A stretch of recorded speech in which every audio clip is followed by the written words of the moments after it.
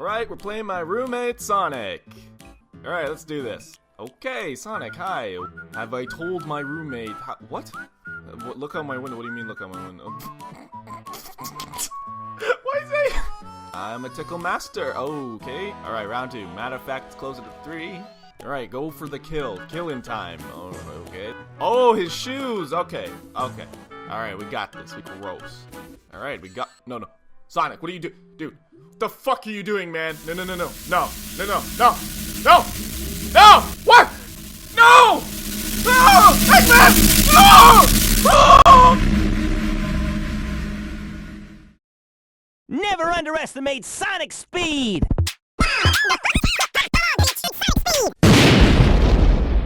Sonic the goddamn Hedgehog! Sonic was basically made to be the child of Sega the same way Mario was for Nintendo, but he's more like an anti-Mario, you know, blue, cool, cocky, talkative, and has nice shoes. Seriously, Mario, what are those? Throughout the 90s, there was this huge beef between the SNES and Sega Genesis, and Sega needed a system seller to prove their console was superior. Enter Sonic, where he was all about speed and attitude. See, that's the reason Sega did that whole marketing campaign with blast processing and all that jim jam. Sega was faster and cooler than Nintendo ever could be. Sonic was the personification of this. Sonic doesn't give a shit. He'll break robots, he'll mess up Robotnik, and he'll tap his foot waiting for you if you're taking a dump. Sorry, Sonic, it's the coffee. This is basically what sold Sonic to a mass market and made fans either Team Sega or Team Nintendo. I mean, you probably already know because everyone makes videos on this whole thing. But up until the early 2000s, Sega became the butt of all jokes as a company. But kids like myself got to experience the Sonic experience through a couple of titles on the PS2 and GameCube. Speed, high-intense action, all-around grooviness. Sonic grew into one of my favorite and many other fans' favorite video game characters. As you probably know, and because this channel is all about PlayStation All-Stars, he was the prime candidate to be included in Super Smash Bros. Brawl. No other character could compare to the amount of requests Sonic had.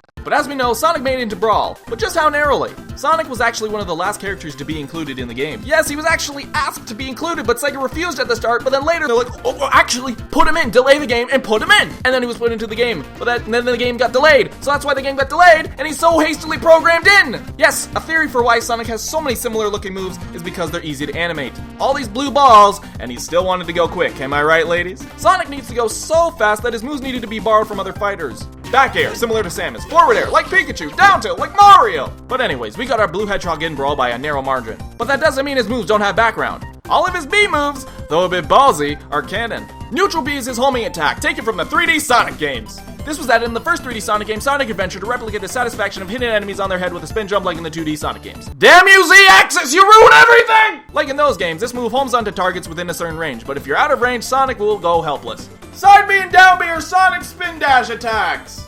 Well, actually, if we wanted to be snooty about it, they are different in function. Side B has a little hop at the start, like in Sonic's Lost Cause. It also lets you jump out of it, so you can prop opponents up into the air and follow up with an aerial move. Also, it's good for mixing people up! Down B is akin to the actual spin dash in the Sonic games, because you charge it and then you go zoom, and go! What are the differences, really? I don't know, why would you make the same move? Next is his up B, the only special that isn't a ball. It's the red spring from the Sonic games. The red ones are in all the Sonic games to help Sonic jump greater distances and get to higher areas. It kind of just appears under him in Smash, so I mean... And next we have moves from Sonic the Fighters!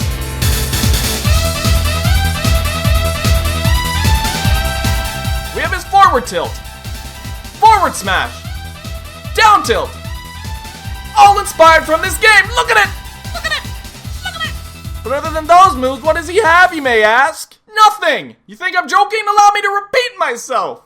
They needed Sonic in the game fast, so either all his moves are borrowed or altered from other characters, or he's in a ball, because it was easy to animate. You want to count how many there are? 1, 2, 3, 4, 5, 6, 7, 8! 8! What else does Sonic have in Smash? Well, in Brawl, it was clear that he put him in quick! So quick, he didn't get as much characterization as other characters. But who really cares about Brawl because it's butt ugly? So what about Smash 4, huh? What the hell? What about it? Because now he was given more time to him, they could actually characterize him accordingly and, you know, make him look good and, like, really good. Like, gee, wow, dude, you look good. You'll notice things! Look, his face is less, yeah, and more. Seriously, he's not 2006 Sonic the Hedgehog. He's actually cool. He's classic. Not only can we see this in his model, but his moves were given overhauls too. See? Look!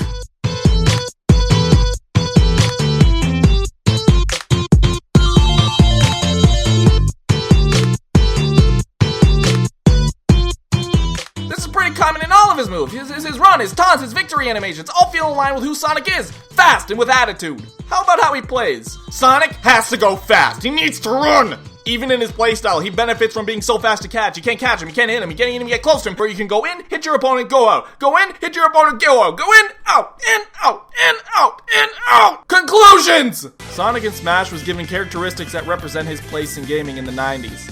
Sega was all about being cool, having attitude, and being quicker than the competition. Though Brawl had these things, Smash 4 did a way better job portraying them. His movements, poses, and facial expressions all line up with his impatient and cocky demeanor.